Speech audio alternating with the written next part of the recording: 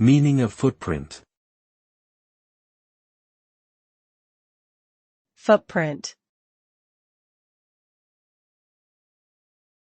Footprint.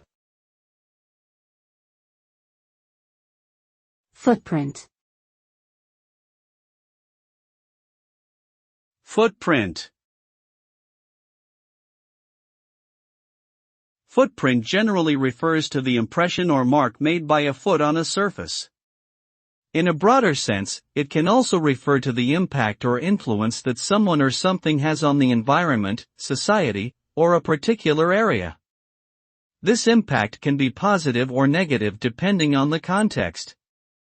The concept of a carbon footprint is often used to describe the amount of greenhouse gas emissions caused by an individual or organization, and reducing one's carbon footprint is seen as a way to mitigate the effects of climate change.